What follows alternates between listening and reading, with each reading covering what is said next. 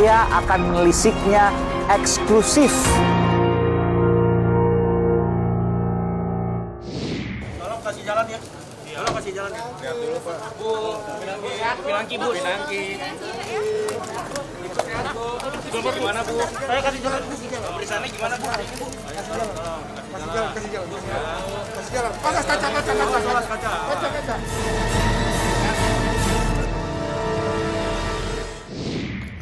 Saudara, saya sudah bersama dengan Deputi Koordinator Masyarakat Anti Korupsi Indonesia, Bung Kurniawan. Bung Kurniawan, terima kasih.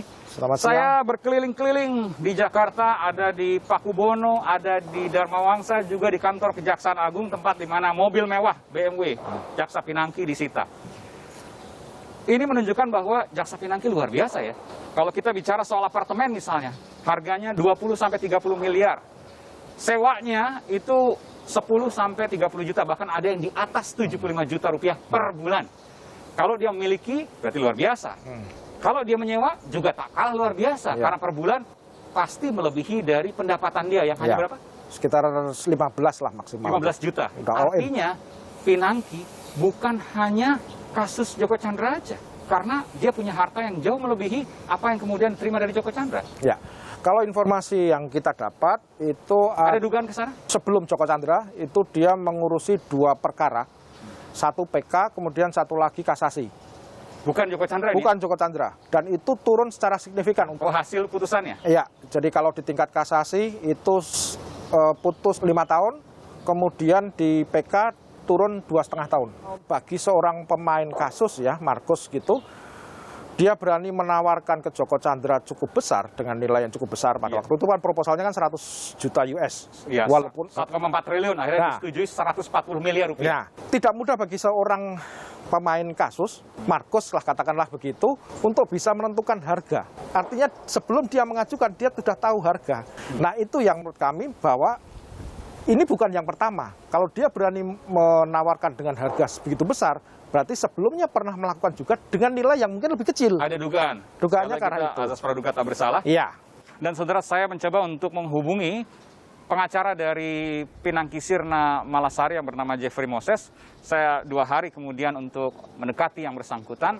Namun yang bersangkutan setelah di-approach, didekati oleh tim Aiman, menolak untuk diwawancara karena tidak mendapat izin dari keluarga Pinangki. Saya tentu terus menunggu untuk kemudian mengkonfirmasi dari pihak Pinangki apapun yang terjadi. Tadi Anda katakan sekali lagi nih, azas praduga tak bersalah, meskipun ada kejanggalan yang Anda sampaikan tadi. Kalau demikian, berarti Pinangki nggak kerja sendiri dong? Dalam korupsi suap menyuap, hampir tidak ada yang bekerja sendiri. Dalam korupsi, apapun lah. Tidak mungkin itu. Hampir tidak mungkin bekerja sendiri. Karena jaringan apalagi banyak. Kalau kemudian bicaranya soal menggantungkan nasib. Kalau putusan kan kita menggantungkan nasib pada orang lain. Itu tidak mungkin sendiri. Dan harus punya banyak jaringan. Iya. Dan jaringan itu, saya katakan, pasti mendapat sesuatu. Oh iya, makanya saya sampaikan tadi, dia berani menawarkan dengan harga 100 juta US, dia sudah tahu harga. Link saya berapa, saya dapat berapa. Tapi memang agak aneh di sini, kan dalam kasus Joko Chandra, Pinangki menyatakan akan mengajukan fatwa ke Mahkamah Agung. Ya. Berdasarkan pasal 37 Undang-Undang Mahkamah Agung, fatwa itu baru hanya bisa diberikan kepada lembaga tinggi, lembaga tinggi negara. Ya. Artinya kalau dalam konteks Joko Chandra adalah eksekutornya, yaitu kejaksaan. Pertanyaannya, siapa kejaksaan yang akan mewakili? Kejaksaan Negeri Jakarta Selatan sebagai eksekutor, jaksa penuntut umum, Jampitsus, atau Jaksa Agung. Meskipun di dalam dokumen pemeriksaan yang saya dapatkan, Pinangki menyebutkan sendiri kepada Joko Chandra bahwa ia yang akan membawa dan meminta tanda tangan langsung ke Jaksa Agung. Nah, itu silakan nanti Pinangki yang akan bertanggungjawabkan statementnya kan. Ini gitu. ada 2 hal, apakah mencatut nama atau tidak, meskipun hasil fatwa MA memang tidak keluar akhirnya. Iya, ya. Terkait hal itu, baru-baru ini Pak Mahfud MD, Menko Polhukam Republik Indonesia, menyatakan bahwa akan membuat perpres pengambil alihan kasus-kasus korupsi yang tertunda ke KPK dari Polri misalnya, dari Kejaksaan, dan sudah dilakukan pertemuan dengan ketiga pejabat, Polri, Kejaksaan, dan KPK.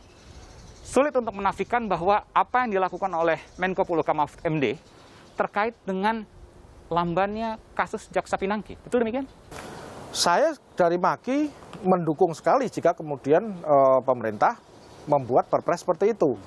Tetapi tidak hanya berlaku pada Pinangki semata, karena ada beberapa kasus yang lain. Karena kan ini kemudian peningkatan dari MOU antara Kejaksaan Agung, Polri, dan KPK terkait dengan pelimpahan perkara. Nah,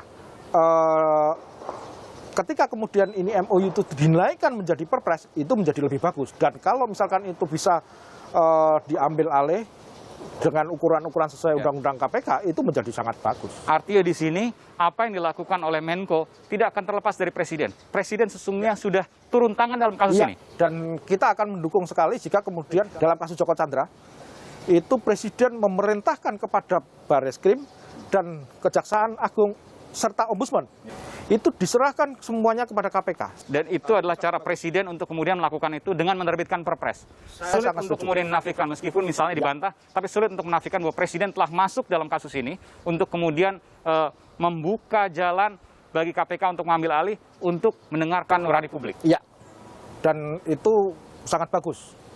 Sebagai seorang pemimpin, dia harus melakukan itu. Baik, terima kasih. Bung Kurniawan, Deputi Koordinator Masyarakat Anti Korupsi Indonesia telah memberikan informasi dan pengalamannya. Terima kasih. Ya, oke.